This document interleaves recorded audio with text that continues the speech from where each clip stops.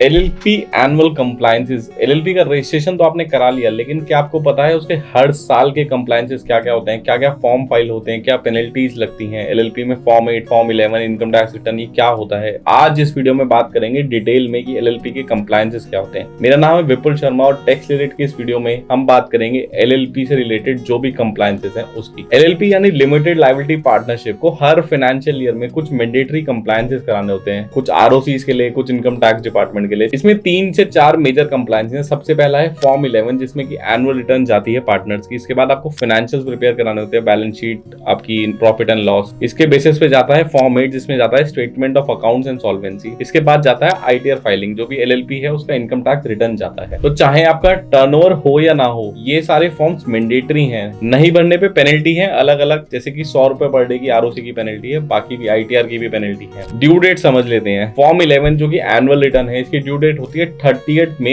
Every year. Let's suppose कि 31 मार्च 2025 की जो भी रिटर्न है वो 30 मई तक जाएंगी। इसमें डिटेल जाएंगी पार्टनर्स की, कोई भी अगर चेंज हुआ है, कोई भी कंट्रीब्यूशन में कोई भी चेंज हुआ है तो वो फॉर्म 11 में जाएगा। इसके बाद आप फाइनेंशियल बनाएंगे तो वो फाइनेंशियल फॉर्म 8 में 30 अक्टूबर तक एवरी ईयर जाएंगे, जिसमें profit and loss, balance sheet, solvency declaration जाएगा। इसके बाद आपकी आईटीआर जाएगी, आईटीआर 5 जाएगी। इसकी 2 ड्यू डेट्स हैं। अगर देखिए ऑडिट नहीं है तो 31 जुलाई या एक्सटेंडेड इस टाइम के लिए 24-25 के लिए 15 सितंबर या फिर 31 अक्टूबर अगर आपका ऑडिट है तो। अब थर्ड बात कर देते हैं डॉक्यूमेंट्स क्या क्या चाहिए होंगे। देखिए फॉर्म 11 के लिए बेसिक एलएलपी का एग्रीमेंट चाहिए होगा, पार्टनर्स की डिटेल चाहिए होंगी, कंट्रीब्यूशन जो भी है उसकी एक समरी चाहिए होगी। फॉर्म 8 के लिए आपको फाइनेंशियल प्रिपेयर कराने पड़ेंगे, उसको सीए से साइन कराने पड़ेंगे अगर ऑडिटेड है तो, और डीएससी चाहिए होंगे जो भी आपके पार्टनर्स हैं, तो फॉर्म 8 फाइल हो जाएगा। इनकम टैक्स रिटर्न के लिए आपको इनकम टैक्स की वेबसाइट पे जाना पड़ेगा, पैन चाहिए होगा, फाइनेंशियल स्टेटमेंट चाहिए होंगे, टैक्स ऑडिट अगर एप्लीकेबल है तो उसकी रिपोर्ट चाहिए होंगी, बैंक स्टेटमेंट चाहिए होंगे, और इसके बेस पे आप अपनी आईटीआर फाइल कर सकते हैं। जो भी आपका टीडीएस होगा वो एडजस्ट हो जाएगा, जो भी आपके टैक्स पे होगा। अब बात कर देते हैं कि लेट फाइलिंग की क्या क्या पेनल्टीज हैं। देखिए जो भी आरओसी के फॉर्म्स हैं उसकी 100 रुपीज पर डे की पेनल्टी है। फॉर्म 11 अगर आप 60 डेज करते हैं तो 1000 तक की पेनल्टी आ सकती है। इनकम टैक्स में भी 1000 से लेके 5000 तक का आपका इनकम आईटीआर लेट फाइल करने के पेनल्टी है। तो ये एलएलपी के कंप्लायंसेस जरूरी क्यों है? देखिए सबसे पहले तो पेनल्टीज को सेव करिए, अवॉइड यूज पेनल्टी। इसके अलावा